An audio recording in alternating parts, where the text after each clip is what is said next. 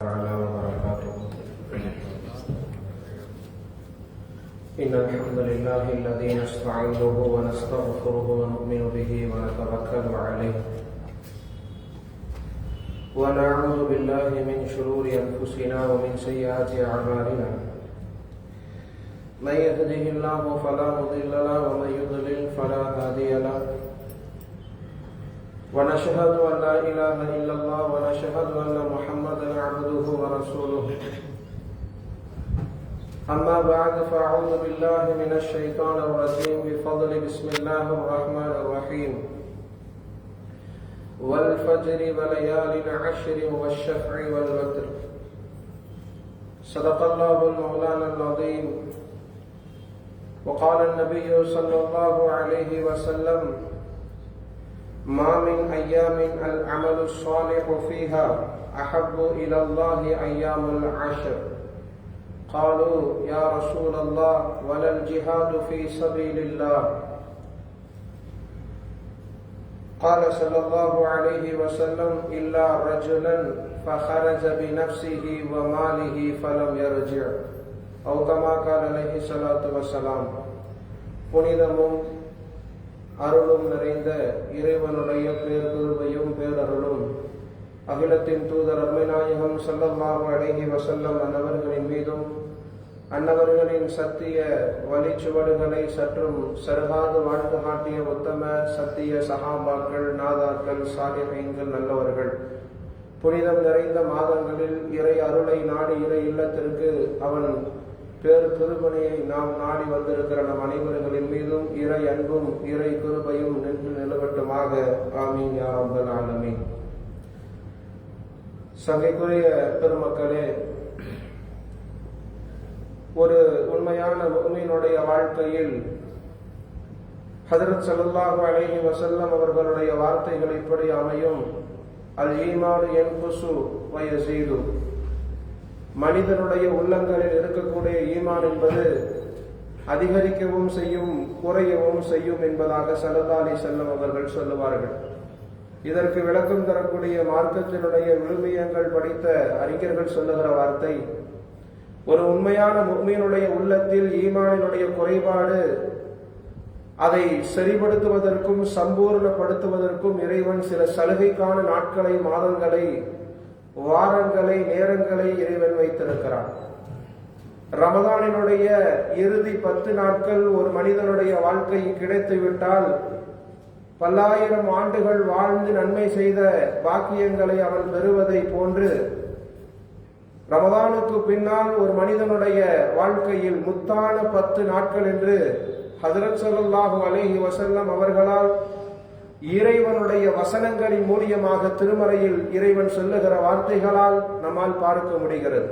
பொதுவாக இறைவன் மிகப்பெரிய மகோதரம் நிறைந்த மிகப்பெரிய விஷயங்களின் மீது சத்தியம் செய்யக்கூடியவன். வல் ஃபஜ்ர், அதிகாலை பொழுதின் மீது என் சத்தியம் இருக்கிறது என்பதாக இறைவன் சூராவை ஆரம்பிக்கிறான். வலையாலின் ஆஷிர், அந்த 10 இரவுகளின் மீது நான் சத்தியம் இடுகிறேன் என்பதாக இறைவன் பேசுகிறான். 10 இரவுகள் என்பதை விளக்குகின்ற இப்னு அப்பாஸ் என்கிற தஃசீரினுடைய கலை வல்லுநர் சொல்லுகிற வார்த்தை, அந்த 10 நாட்கள் என்பது துல்ஹஜ்ஜிலே வரக்கூடிய முதல் 10 நாட்கள் என்பதாக சொல்லப்படுகிறது. நாம் துல்காதாவினுடைய 27 அமர்ந்திருக்கிறோம். ஒரு சில நாட்களில் கண்டிப்பாக துல்ஹஜ்ஜினுடைய முதல் 10 நாம் அடைய இருக்கிறோம். நாம் நினைக்கலாம், துல்ஹஜ் என்று வந்துவிட்டால் பிறை 10 தென்பட்டால் நாம் குர்பானி கொடுப்பதும், பிராணிகளை, கால்நடைகளை அறுத்து இறைவனுக்காக அதை நாம் மாமிசங்களாக விநியோகிப்பதுதான் நமக்கான வேலையாகவும் நமக்கான அமலாகவும் நாம் நினைத்துக் கொண்டிருக்கிறோம். உண்மையில் அது கிடையாது. இந்த 10 நாட்களை பெருமானார் ஸல்லல்லாஹு அலைஹி வஸல்லம் அவர்கள் உயர்த்தி பேசி இருக்கிறார்கள். மகோந்தரத்தை சஹாபிகளுக்கு சொல்லி காண்பித்திருக்கிறார்கள். புகாரியிலே பதிவு செய்யக்கூடிய ஒரு வார்த்தை, ஸல்லல்லாஹு அலைஹி வஸல்லம் அவர்கள் சொன்னார்கள்: மாமின் ஐயாமின் அல் அமலு ஸாலிஹு ஃபீஹா. ஒரு மனிதனுடைய வாழ்க்கையில் அவன் செய்கின்ற நல்ல அமல்கள், சாலிஹான அமல்களில் சிறந்த நாட்கள் எது தெரியுமா? அல் ஐயாமுல் ஆஷிர் என்றார்கள் ஸல்லல்லாஹு அலைஹி வஸல்லம். துல்ஹஜ்ஜிலே அடுத்து வர இருக்கக்கூடிய அந்த 10 நாட்களில் நாம் செய்யக்கூடிய அமல்கள் மகோந்தரம், மகத்துவம் நிறைந்த நாட்கள். சஹாபிகள் கேட்டார்கள்: யா ரசூலல்லாஹ் வலல் ஜிஹாது ஃபீ சபீலில்லாஹ். அல்லாஹ்விற்காக பாதையில் சென்று போர் செய்த அந்த போராளியினுடைய நன்மையை விட இந்த 10 தினங்கள் செய்யக்கூடிய நன்மைகள் முகோந்தரமானதா, மகத்துவமானதா என்று ஸல்லல்லாஹு அலைஹி வஸல்லம் அவர்களிடம் கேட்டார்கள். பெருமானார் ஸல்லல்லாஹு அலைஹி வஸல்லம் ஆம் என்றார்கள். இல்லா ரஜுலன், ஒரு மனிதரை தவிர. போர்க்களத்திற்கு செல்லக்கூடிய எல்லா போராளிகளை விட சிறந்ததுதான் இந்த 10 நாட்களில் செய்யக்கூடிய அமல். இருந்தாலும் இல்லா ரஜுலன், ஒரே ஒரு போராளியை தவிர, ஃபஹரஜ பினஃப்ஸிஹி, அவன் போருக்கு செல்லுகிறான், அவனுடைய போரில் அவனையும் அவன் அர்ப்பணித்துக் கொள்கிறான், வஹவ மாலிஹி, அவனுடைய செல்வங்களையும் பொருள்களையும் அங்கு அர்ப்பணித்து விட்டு, ஃபலம் யர்ஜி, அந்த போர்க்களத்திலிருந்து அவனும் அவன் பொருளும் திரும்பவில்லை என்றால் அவனுக்கான நன்மை என்பது ஈடு இணை கிடையாது. எந்த அமலையும் அதை நாம் ஒப்பீடு செய்ய முடியாது. அது அல்லாத எல்லா போராளிகளையும் விட இந்த 10 நாட்களில் செய்யக்கூடிய அமல்கள் மகோந்தரம், மகத்துவம் மிக்கது என்பதாக புகாரியிலே ஹஜ்ரத் ஸல்லல்லாஹு அலைஹி வஸல்லம் அவர்கள் சொல்லக்கூடிய வார்த்தைகள் பதிவு செய்யப்பட்டிருக்கிறது. சங்கையான பெருமக்களே, லேசாக நகர்ந்து போகக்கூடிய நாட்களாக நாம் நினைக்கலாம். முஃமின்களுடைய வாழ்க்கையில் சில அற்புதமான சலுகை நிறைந்த, சங்கை நிறைந்த சில நாட்கள் நமக்கு வந்தேறுகிறது. அதை நாம் தவற விடுகின்ற பொழுது வாழ்க்கையில் நாம் மிகுந்த நஷ்டவாளிகளாக நாம் மாறுகிறோம். ஸல்லல்லாஹு அலைஹி வஸல்லம் சொன்ன வார்த்தைகள் 10 நாட்கள், துல்ஹஜ்ஜினுடைய முதல் 10 இழந்தவர் வாழ்க்கை இழந்தவருக்கு சமம் என்றார்கள் ஹஜ்ரத் ஸல்லல்லாஹு அலைஹி வஸல்லம் அவர்கள். உயர்த்தி பேசப்பட வேண்டிய நாளாக இருக்கிறது. ஏனென்றால் அறிஞர்கள் சொல்லுகிற வார்த்தை, இந்த முதல் 10 நாளில் 5 கடமைகளையும் நம்மால் செய்ய முடியும். 5 கடமைகளாக நாம் நினைக்கக்கூடிய கலிமாவை, தல்பியாவை, தஸ்பீஹுகளை, தக்பீர்களை அதிகமாக சொல்ல முடியும், தொழுக முடியும், அதிகமான நஃபில் வணக்கங்களை நாம் ஈடுபடுத்த முடியும். நோன்புகள், அரஃபாவினுடைய தினத்தில் நோன்பு நோக்க முடியும். மற்ற எல்லா மாதங்களிலும் செய்ய முடியாத 2 அமல்கள் ஒன்று இருக்கிறது. ஒன்று குர்பானி. அது நாம் துல்ஹஜ்ஜினுடைய மாதத்தினுடைய 10ஆம் தினத்தில் மட்டும்தான் உலூஹியா என்று சொல்லக்கூடிய பிராணிகளை அறுத்து இறைவனுக்காக குர்பான் செய்யக்கூடிய குர்பானியை கொடுக்க முடியும். 5ஆவதாக நாம் நினைக்கக்கூடிய அந்த ஹஜ்ஜினுடைய கடமையும் இந்த துல்ஹஜ்ஜினுடைய மாதத்தில் மட்டுமே நிறைவேற்றக்கூடிய தனிச்சிறப்பு மிக்க இருக்கக்கூடிய ஒரே காரணத்தினால் அறிஞர்கள் சொன்ன வார்த்தை, எல்லா அமல்களுக்கும் ஒட்டுமொத்த தாயாக இருக்கக்கூடிய, அமல்களின் சங்கமமாக திகழக்கூடியதுதான் இந்த ஐயாமுல் ஆஷர், முதல் 10 நாட்கள், துல்ஹஜ்ஜிலே பிறக்கக்கூடிய 10 நாட்கள் என்பதாக அறிஞர்களுடைய வார்த்தைகள் அமைந்து போகிறது. சகைக்குரிய பெருமக்கள், அதனால ஸல்லல்லாஹு அலைஹி வஸல்லம் சொன்னாங்க, ஒரு மனிதன் ஆஷுராவிலே நோன்பு நோற்றால், ஆஷுராவுடைய தினத்தில் நோன்பு நோற்றால், சௌமின் கசனத்தின், ஒரு வருடம் நோன்பு நோற்றதற்கான பரிகாரமாக இறைவன் அதை தருகிறான். ஆனால் ஒரு மனிதன் அரஃபாவிலே நோன்பு நோற்றால், பி சௌமின் சனத்தை, 2 வருடங்கள் அவன் முன் செய்த பாவங்களும் அவன் பின் செய்ய இருக்கிற 1 வருடத்தினுடைய பாவங்களுக்கான பரிகாரமாக இறைவன் அரஃபாவினுடைய நோன்பை நோற்றுவதற்காக இறைவன் கொடுக்கக்கூடிய பெருங்கூலி என்பதாக ஸல்லல்லாஹு அலைஹி வஸல்லம் அவர்கள் சொன்னார்கள். சங்கைக்குரியவர்கள், நாம் சில நாட்களை நாம் லேசாக நினைத்து நகர்ந்து விடக்கூடாது. ஸல்லல்லாஹு அலைஹி வஸல்லம் சொன்னாங்க, சில அல்லாஹ் தஆலா 4 விஷயங்களாக, ஒவ்வொரு 4 விஷயங்களாக சிறப்பு படுத்தி வைத்திருக்கிறார். நாட்களில் 4 நாட்களை சிறப்புப்படுத்தி இருக்கிறார், வாரங்களில் 4 வாரங்கள், இப்படி ஸல்லல்லாஹு அலைஹி வஸல்லம் பெண்களில் 4 பெண்கள் என்பதாக நீண்ட ஹதீஸ் செல்லும். அதில் 4 நாட்கள் என்று ஸல்லல்லாஹு அலைஹி வஸல்லம் சொல்லக்கூடிய விஷயங்களில் ஸல்லல்லாஹு அலைஹி வஸல்லம் சொன்னாங்க, 4 நாட்கள் இறைவன் பாவ மன்னிப்பை தேடி தருகிறான். அவன் கேட்காமல் அவன் வந்து அமர்ந்து இஹ்லாஸோடு, கடுகளவு ஈமானோடு அவன் உள்ளத்தில் வந்து அமர்ந்தாலும் அந்த இடத்தில் பாவ மன்னிப்பு கிடைக்கிறது. ஸல்லல்லாஹு அலைஹி வஸல்லம் சொன்னாங்க, முதல் நாள் என்பது ஜுமாவினுடைய நாள் என்றார்கள் ஸல்லல்லாஹு அலைஹி வஸல்லம். ஒரு மனிதன் ஜுமாவினுடைய நாளில் இஹ்லாஸோடு, இறை சிந்தனையோடு அந்த ஜும்மாவிலே அமரக்கூடிய அந்த நேரத்தில் அவனுடைய உள்ளம் தூய்மையாக இருந்து அவன் அல்லாஹ்விடத்தில் பாவ மன்னிப்பை கேட்க வேண்டும் என்கிற எண்ணம் இருந்தால் அவன் ஜும்மாவை கடப்பதற்கு முன் அவன் பாவம் மன்னிக்கப்படுகிறது என்றார்கள் ஸல்லல்லாஹு அலைஹி வஸல்லம். அது எந்த நேரம் என்பதை பெருமானார் குறிப்பிடல. 2வது ஸல்லல்லாஹு அலைஹி வஸல்லம் சொன்னாங்க, அரஃபாவினுடைய நாள். ஹாஜிகள் எல்லாம் அரஃபாவினுடைய தினத்தில், அரஃபாவினுடைய மைதானத்தில் அவர்கள் அமர்ந்திருக்கிற அந்த நேரத்தில் ஸல்லல்லாஹு அலைஹி வஸல்லம் சொன்ன வார்த்தைகள் ஹதீஸில் இப்படி பதிவு செய்யப்படுகிறது. இறைவன் அரஃபாவினுடைய மைதானத்திற்கு இறங்குகிறான். முதல் வானத்தில் அவன் சங்கைக்கு தகுந்தாது போல் அவன் அங்கு வந்து காட்சி தருகிறான். மலக்குகள் எல்லாம் சூழ படையோடு இருக்கக்கூடிய அந்த நேரத்தில் அல்லாஹு தஆலா ஹாஜிகளை பார்த்து சொல்லுகின்ற வார்த்தையை ஸல்லல்லாஹு அலைஹி வஸல்லம் சொன்னாங்க, தூசிகள் படைந்த உடல்களோடு, ஆடைகளோடு, முடிகளோடு, களைப்படைந்த அவர்களுடைய கரங்களோடு, மிகுந்த அவர்களுடைய வறட்சியில் என்னிடத்தில் அவர்கள் பாவ மன்னிப்பை தேடிக்கொண்டிருக்கிறார்கள். ஸல்லல்லாஹு அலைஹி வஸல்லம் அவர்கள் சொன்ன வார்த்தை, இறைவன் அந்த நேரத்தில் அருகில் இருந்த மலக்குகளை பார்த்து சொன்னான், இதோ இங்கு அமர்ந்திருக்கக்கூடிய கேட்கக்கூடிய ஒட்டுமொத்த அரஃபாவினுடைய ஹாஜிகளுடைய பாவங்களை நான் மன்னித்து விட்டேன், நீங்கள் சாட்சி என்பதாக சொன்னான்.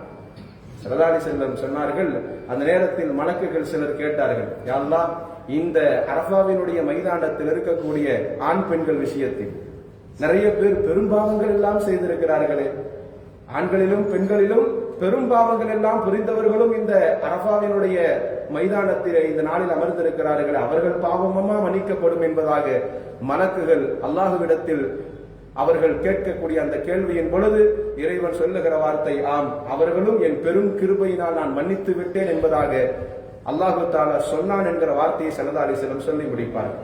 ஆக இரண்டாவதாக அரஃபாவினுடைய தினத்தில் ஒரு மனிதன் கேட்கக்கூடிய பாவங்கள் அத்தனையும் மன்னிக்கப்படுகிறது.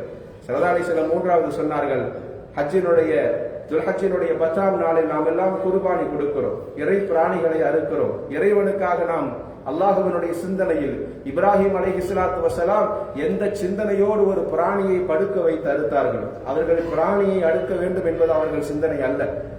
நியாயப்படி இஸ்மாயில் அலைஹிஸ்ஸலாத்து வஸலாம் அவர்களைத்தான் அறுப்பதற்கு இப்ராஹிம் அலைஹிஸ்ஸலாம் அவர்கள் சென்றார்கள்.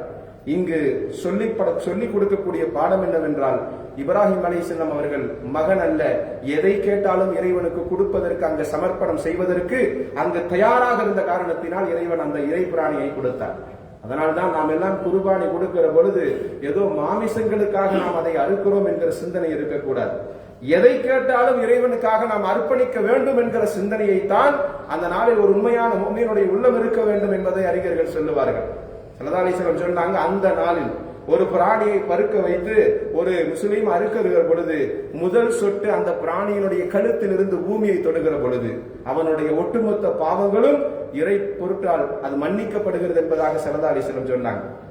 நான்காவதாக ஸல்லல்லாஹு அலைஹி வஸல்லம் சொன்ன வார்த்தை, ஒரு நோம்பாளி 30 நாட்கள் தொடர்ந்து நோன்பு நோற்று ஈதுல் ஃபித்ருடைய நேரத்தில் காய்ந்த உதடுகளோடு வறட்சியான நாட்களோடு அவன் இறைவனுக்காக பெருநாளை அடைகின்ற அந்த நேரத்தில் அவனுடைய அந்த பெருநாள் தொழுகையில் இறைவன் ஒட்டுமொத்த பாவத்தையும் மன்னிப்பதாக இந்த 4 நாட்களை ஸல்லல்லாஹு அலைஹி வஸல்லம் அடையாளப்படுத்தினார்கள். சங்கைக்குரியவர்களே, அப்படிப்பட்ட சிறப்புக்குரிய அரஃபாவும் சிறப்புக்குரிய சங்கைக்குரிய துல்ஹஜ்ஜும் முதல் 10 நமக்கு கிடைத்திருக்கிறது. இது லேசாக ஏதோ ஒரு சில விஷயங்களை மட்டும் மையப்படுத்தி இதை நகர்ந்து விட்டு நாம் சென்று விடக்கூடாது. ஸல்லல்லாஹு அலைஹி வஸல்லம் இதை மிகுதிப்படுத்தி பேசியிருக்கிறார்கள். ஆயிஷா ரலியல்லாஹு அன்ஹா அவர்கள் அறிவிக்கக்கூடிய ஹதீஸ் முஸ்லிம் ஷரீஃபிலே பதிவு செய்யப்படுகிறது.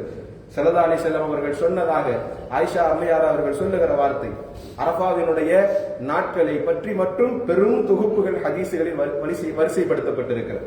பெரும் தொகுப்புகள். ஆயிஷா சொன்னாங்க, இந்த துல்ஹஜ்ஜினுடைய 9ஆம் நாளாக பார்க்கக்கூடிய அரஃபாவினுடைய தினத்தில் அல்லாஹு தஆலா கணக்கில்லாமல் நரகவாதிகளை விடுதலை செய்கிறான் என்பதாக ஸல்லல்லாஹு அலைஹி வஸல்லம் சொன்னதை நான் கேட்டிருக்கிறேன் என்பதாக ஆயிஷா ரலியல்லாஹு அன்ஹா அவர்கள் சொன்னார்கள். அது மட்டுமல்ல, இறைவன் நெருங்கி வருகிறான், ஒரு அடியானுடைய வார்த்தைகளை கேட்கிறான், நான் எதை கொடுக்க வேண்டும் என்பதையும் மலக்குகளிடத்திலும் விசாரணை செய்கிறான் என்கிற அந்த வார்த்தைகளை சொல்லி ஆயிஷா ரலியல்லாஹு அன்ஹா அவர்கள் அந்த ஹதீஸை முடிப்பார்கள். சங்கைக்குரியவர்களை மிகச் சிறப்புக்குரிய நாட்கள் அரஃபாவினுடைய நாட்கள் என்பது நாம் எல்லாம் இந்த ஊரில் இருக்கிறோம், ஹஜ்ஜிலே சென்றிருப்பவர்களுக்கு மட்டும்தான் சிறப்பு என்பதாக நாம் நினைக்கக்கூடாது. ஒட்டுமொத்தமாக சமூகத்திற்கு இறைவன் சொல்லுகின்ற வெளிச்சமான நாட்கள் இந்த முதல் 10 நாட்கள். துல்ஹஜ்ஜினுடைய முதல் 10 என்பது ஹஜ்ஜிற்கு சென்றிருக்கக்கூடிய ஹாஜிகளுக்கு மகோந்தரம் நிறைந்தது என்றாலும், எந்த திசையை நோக்கி நாம் இத்தனை நாட்கள் தொழுது கொண்டிருந்தோமோ, எதை பார்க்க வேண்டும் என்கிற எல்லாரும் கண்கள் துடித்துக் கொண்டிருக்கிறதோ அதை பார்த்து தொழுகுகின்ற, அதை கண்களால் கண்டு கழிக்கக்கூடிய ஹாஜிகளுக்கு கிடைப்பது என்பது ஆனந்த அனுபவம். இங்கு நாம் அமர்ந்திருக்கிற நாட்களில் ஊரிலே ஒரு ஹாஜியை போன்று நாமும் அந்த 10 தினங்களில் இறை சிந்தனையோடு, தஸ்பீஹுகளோடு, தக்பீர்களோடு, அதனால இப்னு உமர் ரலியல்லாஹு அன்ஹு அவர்களை பற்றி ஹதீசுகளில் பார்க்க முடிகிறது, இந்த முதல் துல்ஹஜ்ஜினுடைய 10 நாட்கள் பிறந்து விட்டார், இன்னும் ஒரு சில தினங்களில் அதற்கான நாள் தொடங்க இருக்கிறது.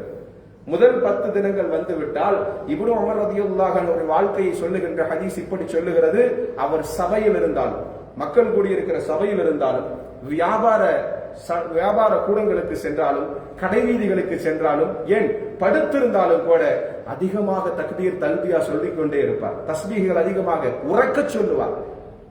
கடை வீதிகளுக்கு செல்லும் பொழுதும் அவர் அப்படியே சொல்லுவார். மக்கள்லாம் கேட்டாங்க, ஸல்லல்லாஹு அலைஹி வஸல்லம் தக்பீர் சொல்ல சொன்னது என்பது உண்மைதான், இவ்வளவு சத்தமாக கடை வீதியில் நீங்கள் சொல்ல வேண்டுமா, அதற்கு என்ன அவசியம் இருக்கிறது என்பதாக சஹாபிகள் சிலர் கேட்ட பொழுது இப்னு உமர் ரலியல்லாஹு அன்ஹு சொன்ன வார்த்தை, நான் கடைவீதிகளில் இருக்கக்கூடிய அலட்சியமான சில சஹாபிகளுக்கு எச்சரிக்கை ஊட்டுவதற்காக, இந்த நாளினுடைய சிறப்பை புரிய வைப்பதற்காக நான் சத்தமிட்டு தக்பீர்களை சொல்லுகிறேன். அதை பார்க்கிற பொழுது அவர்களுடைய உள்ளமும் இந்த நாட்களில் அதிகமாக தக்பீர் சொல்ல வேண்டும் என்கிற ஒரு ஆசையும் அவாவும் அவர் உள்ளத்தில் ஏற்பட வேண்டும் என்பதற்காக நான் சொல்லுகிறேன் என்பதாக இப்னு உமர் ரலியல்லாஹு அன்ஹு வரிகள் இப்படி அமைகிறது. சங்கைக்குரியவர்களே, இதை நாம் லேசாக நகர்ந்து விடக்கூடாது.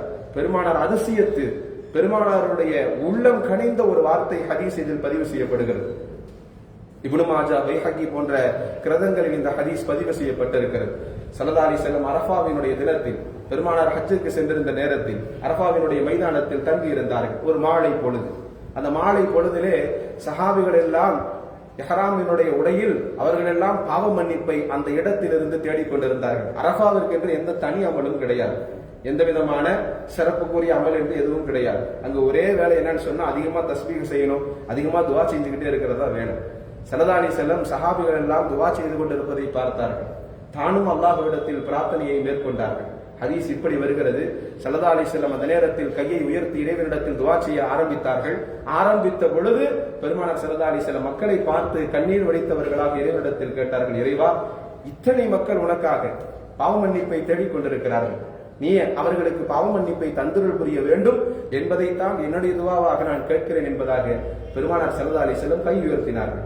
அந்த நேரத்தில் ஸல்லல்லாஹு அலைஹி வஸல்லத்தினுடைய துவா உடனே அங்கீகரிக்கப்படக்கூடியது. உடனே ஜிப்ரீல் அலைஹிஸ்ஸலாம் இறங்கினார்கள். இறைவன் உங்களுடைய துவாக்களை அங்கீகரித்து விட்டார். இந்த அரஃபா மைதானத்திலே பாவ மன்னிப்பை தேடக்கூடிய அத்தனை பேருக்கும் பாவ மன்னிப்பை தந்து விட்டான், ஒருவரை தவிர, ஒரே ஒரு சாராரை தவிர. சொன்னார்கள் ஜிப்ரீல் அலைஹிஸ்ஸலாம் அவர்கள் பெருமானாரை பார்த்து, யார் அநீதம் செய்தார்களோ, மக்களுக்கு மத்தியில் அநீதம் இழைத்தவருக்கு அல்லாஹு தஆலா பாவ மன்னிப்பை வழங்குவதில்லை. அநீதம் இழைக்கப்பட்டவருடைய மன்னிப்பு தெரியும் வரைக்கும், அவர் கொடுக்கும் வரைக்கும் இறைவன் அநீதித்தவர்களுக்கான அந்த பாவ மன்னிப்பை தருவதில்லை என்று சொல்லிவிட்டு ஜிப்ரீல் கிளம்பி விடுகிறார். ஸல்லல்லாஹு அலைஹி வஸல்லம் மனம் பரிபூர்ணப்படுத்தப்படவில்லை. பெருமானார் கவலையோடு இருக்கிறார்கள். நீண்ட எதிர்பார்ப்போடு பதிலுக்காக காத்திருக்கிறார்கள். மீண்டும் மீண்டும் அதே துவாவை செய்து கொண்டிருந்தார்கள். இறைவா, இங்கு அநீதம் செய்தவர்கள் இருந்தாலும் அவர்களுக்கும் நீ பாவத்தை மன்னித்து விடு என்று பெருமானார் கை உயர்த்தினார்கள். பெருமானார் இப்படி ஒரு விஷயத்தை கேட்டார்கள். ஸல்லல்லாஹு அலைஹி வஸல்லம் அவர்கள் நம்ம உம்மத்திற்காக கேட்ட வார்த்தைகளில் ஹதீஸ்களில் பதிவு செய்யப்படக்கூடிய வார்த்தை. பெருமானார் ஸல்லல்லாஹு அலைஹி வஸல்லம் சொன்னார்கள், இறைவா, அநீதம் செய்தவர்கள் இருந்தாலும் அநீதம் இழைக்கப்பட்டவர்களுக்கு அந்த அநீதத்தின் இழப்புக்கு நிகராக நீ சொர்க்கத்தை தந்து விடலாம். அவர்களுடைய இழப்பிற்கு நிகராக உன் சுவர்க்கத்தில் உயர்ந்த சொர்க்கத்தை ஒன்றை அவர்களுக்கு தந்துவிடு. இப்பொழுது அநீதம் செய்தவராக இருந்தாலும் அவர் கேட்கக்கூடிய பாவ மன்னிப்பையும் நீ அங்கீகரித்து விடலாமே என்று நீண்ட துவாக்களை அரஃபாவில் வைத்து பெருமானார் கேட்டார். ஹதீஸிலே வருகிறது, அன்று மாலை முடிந்து அந்த அரஃபாவிலே தங்கியிருந்த நாட்கள் வரைக்கும் பதில் கிடைக்கவில்லை. அடுத்ததாக முஜ்தலிஃபாவிலே பெருமானார் ஸல்லல்லாஹு அலைஹி வஸல்லம் தங்கியிருந்த அந்த நேரத்தில் மறுபடியும் அதே மாலையில் பெருமானார் ஸல்லல்லாஹு அலைஹி வஸல்லம் கடந்த அரஃபாவிலே கேட்ட அதே துவாவை கேட்டார்கள். அதே துவாவை கையுறுத்தி கேட்டார்கள், இறைவா, அத்தனை பேர்களுடைய பாவங்களையும் மன்னித்து விடு. அநீதம் இழைத்தவராக இருந்தால் அநீதம் இழைக்கப்பட்டவருடைய அநீதத்திற்கு ஈடாக நிகராக நீ அவருக்கு சொர்க்கத்தில் ஒன்றை தந்து விடலாமே, இவருக்கும் நீ பாவ மன்னிப்பை தரலாமே என்று பெருமானார் மீண்டும் மீண்டும் கேட்க மீண்டும் ஜிப்ரீல் இறங்கினார். இப்பொழுது இறைவன் நீங்கள் கேட்ட அந்த துவாவை அங்கீகரித்து விட்டான் என்பதாக பெருமானாரிடத்தில் இறங்கி அந்த வார்த்தையை சொல்லி முடிக்கிறார்கள் ஜிப்ரீல் அலைஹிஸ்ஸலாம் அவர்கள். அந்த நேரத்தில் ஸல்லல்லாஹு அலைஹி வஸல்லம் பெருஞ்சிரிப்பு சிரித்தார்கள். சிரிப்பினுடைய உச்சம் சஹாபிகள் எல்லாம் திரும்பி பார்க்கிற அளவிற்கு இருந்தது. அபூபக்கர் ரலியல்லாஹு அன்ஹு அவர்கள், உமர் ரலியல்லாஹு அன்ஹு போன்ற பெரும் சஹாபிகள் பெருமானாரை நோக்கி வந்தாங்க.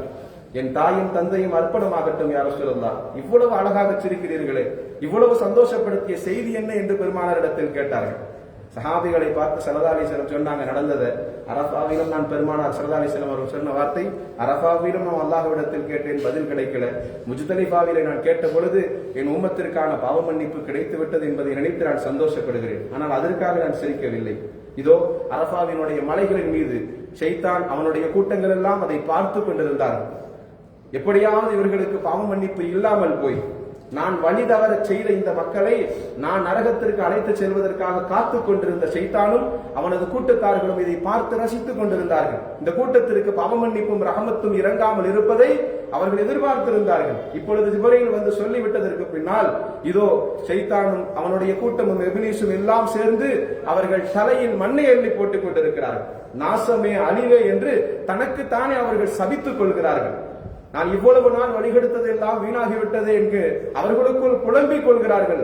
எப்படி என்றால் ஸல்லல்லாஹு அலைஹி வஸல்லம் சொன்ன வார்த்தை, பத்ரிலே ஷைத்தான் சிறுமைப்பட்டதை விட, பத்ர் யுத்த களத்திலே முஸ்லிம்களுக்கு பெரும்பான்மையை சேர்ப்பதற்காக அல்லாஹு தஆலா மலக்குகளை அணிவகுப்புகளோடு இறக்கியதை பார்த்த பொழுது ஷைத்தான் தலையில் மண்ணள்ளி போட்டுக் கொண்டான். இப்பொழுது முஸ்லிம் சமூகம் வெற்றியடைய போகிறதே என்கிற அவனுடைய கவலை அன்று இருந்ததை விட இப்பொழுது அரபாவினுடைய நேரத்தில் இறங்கிய பாவ மன்னிப்பை பார்த்த பொழுது அவன் சிறுமை இன்னமும் அதிகமாகி, அப்பொழுது இன்னமும் அவன் கதறுவதை நான் பார்த்த பொழுது என்னை அறியாமல் எனக்கு சிரிப்பு வந்து விட்டது என்பதாக ஹஜ்ரத் ஸல்லல்லாஹு அலைஹி வஸல்லம் சொன்ன அந்த வார்த்தைகள், அந்த ஹதீஸ் அத்தோடு முடிகிறது. அடுத்து ஸல்லல்லாஹு அலைஹி வஸல்லம் சஹாபிகளை பார்த்து சொன்னார்கள், இந்த அரபாவினுடைய நேரத்தில், அரபாவினுடைய நாளில் ஒரு உள்ளத்தில், ஒரு முஃமினுடைய உள்ளத்தில் கடுகளவு ஈமான் இருந்தால் அவனுடைய பாவங்கள் மன்னிக்கப்படுகிறது என்பதாக ஹாஜிகளாக இருந்த சஹாபிகளை பார்த்து ஸல்லல்லாஹு அலைஹி வஸல்லம் சொன்னார். ஒரு சஹாபி எழுந்தார், யா ரசூலல்லாஹ், நாம் எல்லாம் ஹாஜிகளாக இருக்கிறோம், நீங்கள் சொல்லுவது கடுகளவு இருக்கக்கூடிய ஈமான் ஒரு உண்மையான முஃமினுடைய உள்ளத்தில் ஓரத்தில் ஒட்டி இருந்தால் அவனுக்கு பாவ மன்னிப்பு கொடுக்கப்படும் என்று சொல்லுகிறீர்கள்.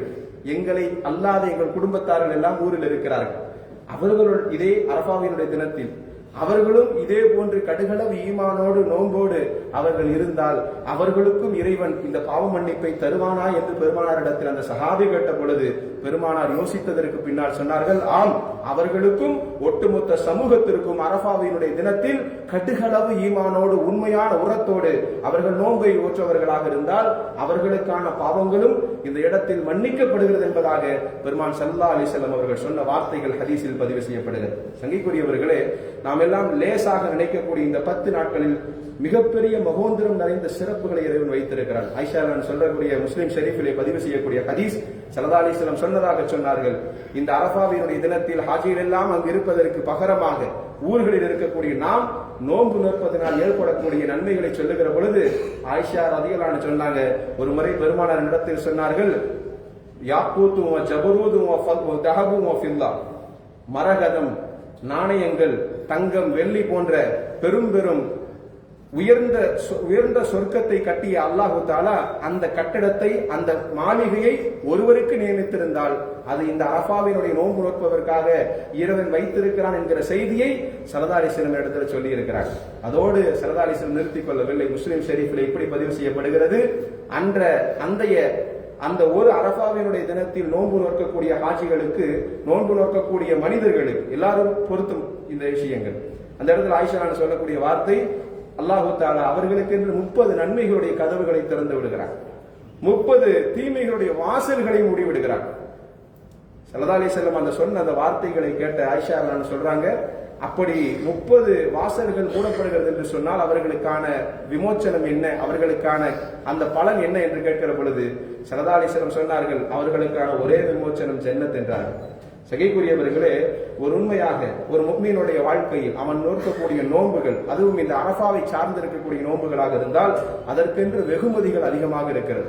அதனால்தான் உம்மு சலமா என்று சொல்லக்கூடிய பெருமானாருடைய மனைவிமார்களில் அருமை தாயாக இருக்கக்கூடிய உம்மு சலமா ரலியல்லாஹு அன்ஹா சொன்ன வார்த்தை, ஹாஜிகளுக்கு அல்லாஹு தஆலா வழங்கக்கூடிய நிறைய ரஹ்மத்தினுடைய பங்குகளில், நிறைய கிருபைகளுடைய பங்குகளில் ஒரு பங்குகள் இந்த ஊர் மக்களுக்கு இறங்கியது என்று சொன்னால் அது அரபாவினுடைய தினத்தில் இறங்குகிறது. அந்த ஒரு நோன்பை அவன் நோற்பதன் மூலியமாக அவனுக்கும் நரகத்திற்கும் 70 ஆண்டுகள் தூரப்படுத்துவதற்கு இறைவன் அந்த இடத்திலே நிச்சயிக்கிறான் என்கிற வார்த்தையை உம்மு சலமா என்கிற அந்த அரும்புதல்வி தாய் அந்த சொல்லுகிற வார்த்தை ஹதீஸிலே பதிவு செய்யப்படுகிறது. சங்கைக்குரியவர்கள், அப்படிப்பட்ட ஒரு சிறப்புக்கும் மகோந்தரத்திற்கும் கண்ணியத்துக்கும் உரிய நாட்களை நாம் எல்லாம் அடைய இருக்கிறோம்.